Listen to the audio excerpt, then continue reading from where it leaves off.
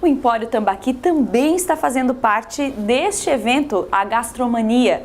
E nós vamos conhecer agora então qual foi o prato eleito e por que ele também está fazendo tanto sucesso.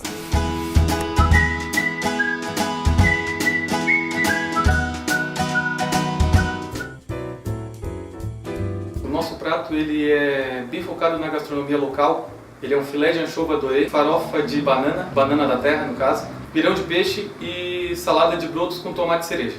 A casa vai estar funcionando normalmente, de terça a quinta estaremos daí servindo o prato do circuito. A gente abre sempre a partir das 18 horas e vai até a meia-noite. A nossa casa ela é temática, né? Ela é especializada em frutos do mar, petiscos, porções, tábuas e também cervejas especiais. Trabalhamos com a maior carta de cervejas especiais da região. Temos mais de 150 rótulos à disposição. Trabalhamos com drinks, sobremesas exclusivas. A gente foca bem no bem-estar do cliente, né? A gente gosta de ser diferente do que tem na região aqui. Tanto de ambientação, quanto de atendimento e quanto do que a gente serve. Com esse prato, como o anchova é um peixe um pouco mais forte, a gente sugere uma cerveja Weiss, que é uma cervejinha de trigo. Normalmente ela puxa para notas de banana, é uma cerveja um pouco mais gasificada, ela é mais cítrica, assim, ela desce muito bem com algum produto frito. Ela vai combinar muito bem com o nosso prato. Então, todos convidados para vir conhecer, quem ainda não conhece o tambaqui, e quem já conhece, vir saborear esse prato que é exclusivo para a Gastromania, para a nossa rota gastronômica.